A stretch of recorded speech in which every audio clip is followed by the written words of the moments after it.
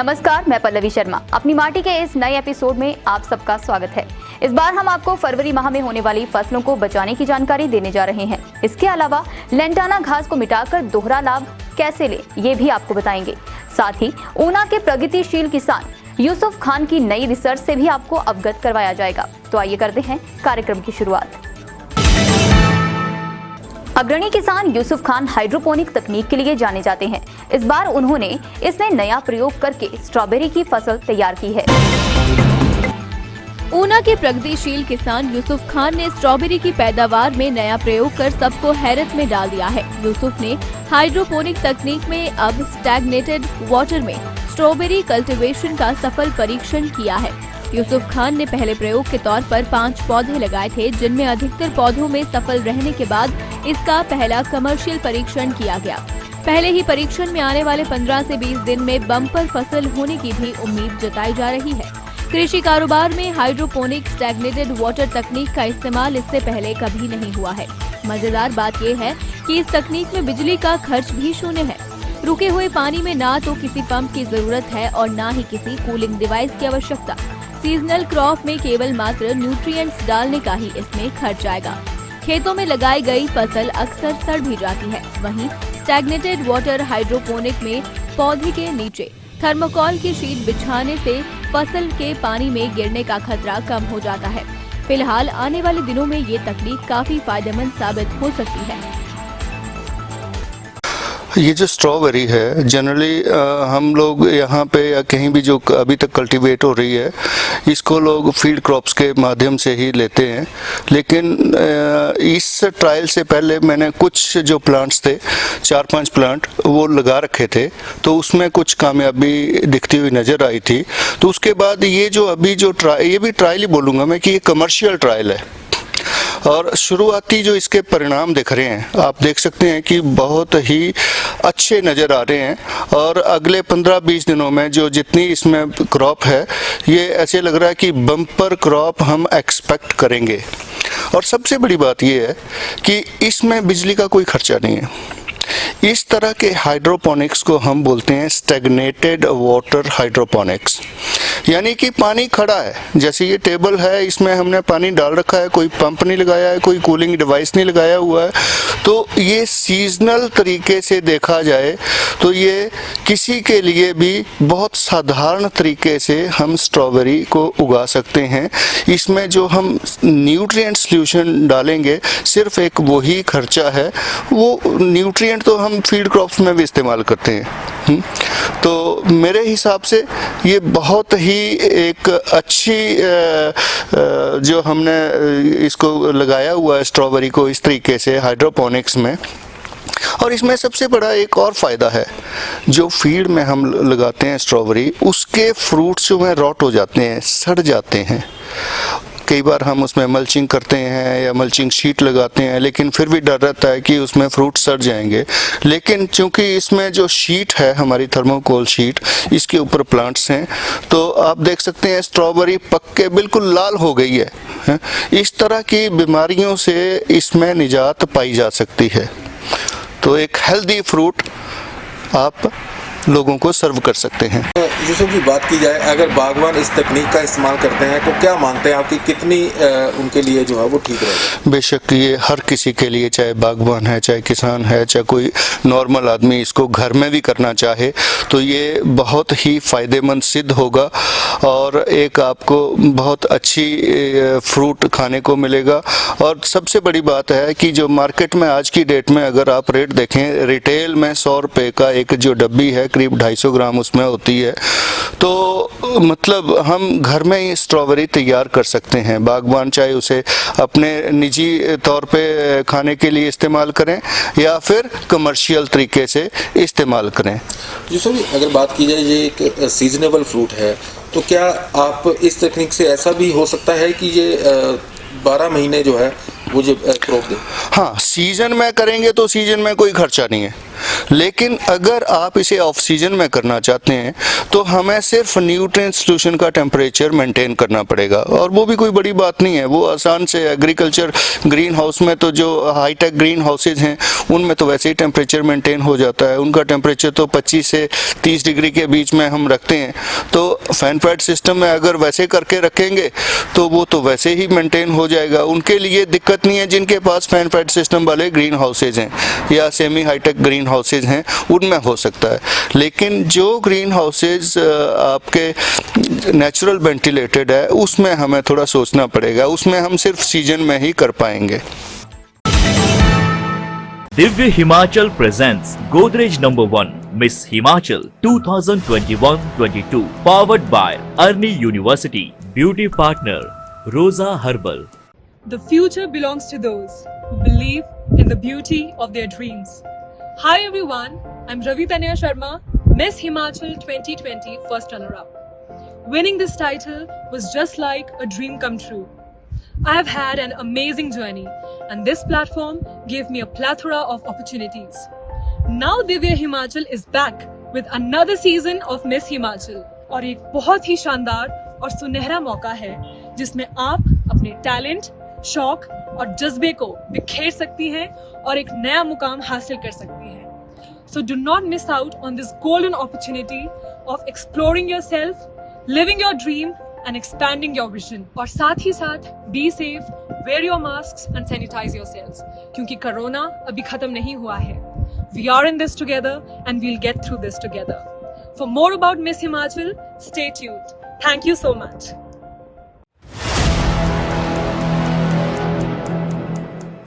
रबी की फसलों के लिए फरवरी का महीना बेहद अहम होता है। इस महीने में अक्सर गेहूं में खरपतवार आ जाती है। इसी तरह गोभी, सरसों और प्याज आदि फसलों के लिए भी ये समय बहुत महत्वपूर्ण होता है। किसी फसल को खाद की जरूरत होती है तो कहीं कीटनाशक का छिड़काव करना जरूरी होता है। किसान भाई लगातार अपनी माटी के पास अपनी शिकायतें रख रहे थे। इसके चलते अपनी माटी के सीनियर जर्नलिस्ट जयदीप रिहान ने कृषि विश्वविद्यालय के पूर्व कुलपति प्रोफेसर अशोक सरियाल से बात की। पूर्व कुलपति ने फरवरी के पहले पखवाड़े में फसलों को बचाने के लिए विस्तार से बातें बताई हैं। आइए सुनते हैं क्या कह रहे हैं प्रोफेसर अशोक सरियाल। भाइयों एवं बहनों नमस्कार।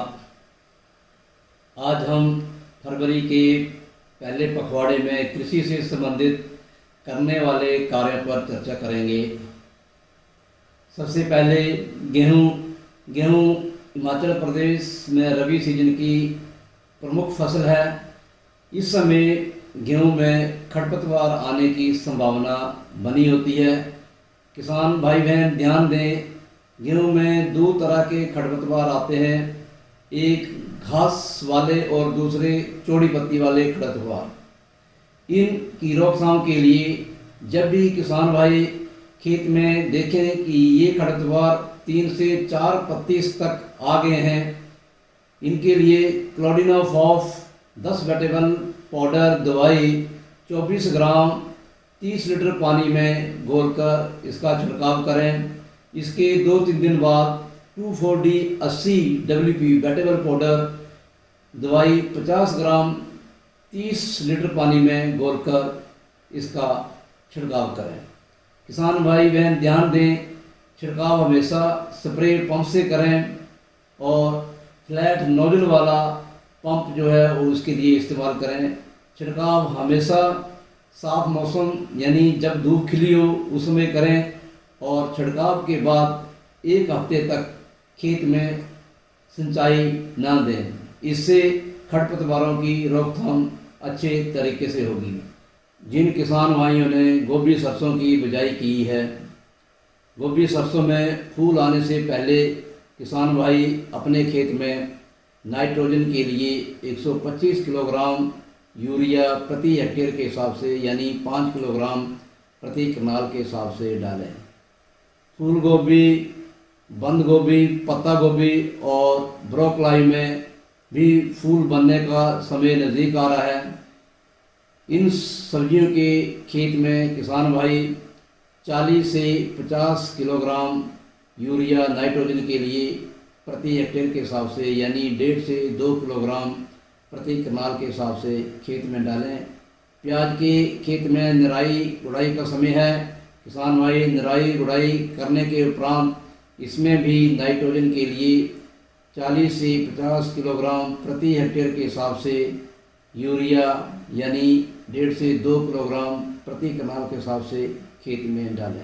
इस तरह किसान भाई फसलों की समय पर देखभाल और उसका प्रबंधन कर अच्छी पैदावार लेके लाभ कमा सकते हैं। अधिक जानकारी के लिए हिमाचल प्रदेश कृषि विश्वविद्यालय पालमपुर के विभिन्न जिलों में कृषि विज्ञान केंद्रों के विशेषज्ञों और कृषि विभाग के अधिकारियों से संपर्क करें। धन्यवाद। जय हिंद। लेंटाना घास हिमाचली किसानों की प्रमुख समस्याओं में से एक है। ये घास फसलों को तो नुकसान पहुंचाता ही है, साथ ही जमीन को भी बंजर करता है। इस घास के खात्मे के लिए बड़ी मुहिम शुरू हुई है। हमीरपुर जिला में 40 हेक्टेयर से लेंटाना घास साफ होने जा रही है। खास बात यह है कि इसी घास के अवशेष भी काम आ जाएंगे। वन विभाग की मुहिम सफल रही तो आने वाले दिनों में लोग आग जलाने के लिए कच्चे कोयले की उन ईंटों का इस्तेमाल करेंगे जो लेंटाना घास से बनी होंगी। अभी शुरुआती चरण में एक उद्योग ने वन विभाग से तालमेल आगे बढ़ाकर इस दिशा में पहल की है। वन विभाग हमीरपुर की ओर से बताया गया है कि लेंटाना घास की इन कंटीली झाड़ियों से फायर ब्रिकेट्स यानी कच्चे कोयले की ईंटें तैयार की जाएंगी जो बाद में आग जलाने के काम आएंगी। ऐसे में 2 काम एक साथ हो जाएंगे। हमीरपुर जिला में इसके लिए एक औद्योगिक इकाई भी स्थापित की गई है। प्रदेश सरकार की पाइन निडल पॉलिसी के तहत हमीरपुर जिला में ये प्लांट स्थापित किया गया है, जिसमें पाइन निडल के साथ अब लेंटाना ग्रास की कंटीली झाड़ियों से फायर ब्रिकेट्स तैयार किए जाएंगे। बहरहाल उम्मीद यही है कि किसी तरह ये योजना सफल हो जाए। हमारा लेंटाना जो एक इन्वेसिव वीड माना जाता है, तो इसको कैसा हटाना है जंगल से मोस्टली कि ये खेत और जो जंगल में ऑलरेडी जो हमारा इंडिजिनस नेटिव स्पीसीज को एक ख़त्म करने का ये पोटेंशियल वीड है, तो उसको हटाने का ये जो प्रोग्राम है ये फॉरेस्ट डिपार्टमेंट का 2000 से चला हुआ है। तो हमारा हर साल ड्यूरिंग विंटर सीजन हम टारगेट उसको ले लेते हैं। इस साल हमारा 40 हेक्टेयर हमीरपुर फॉरेस्ट डिवीजन में ऐसा एरिया में हम लेंटाना हटा रहे हैं। उसको एक हटाने का मेथड भी अलग से रहते हैं कि हम कट रूट स्टॉक मेथड बोलते हैं, कि ताकि उसको मतलब दूसरा फैलने का चांस, स्प्रेड होने का चांस जो है वो कम हो जाए। तो ऐसे जो लेंटाना जो हटा रहे हैं, जो हमारा इसमें एज ए वेस्ट मटेरियल जो है वो हमारा हमीरपुर में एक आपने पहले भी जो बताया हुआ है, जो हमारा पाइन नीडल पॉलिसी के अंदर एक यूनिट यहाँ पे एस्टैब्लिश किया हुआ है।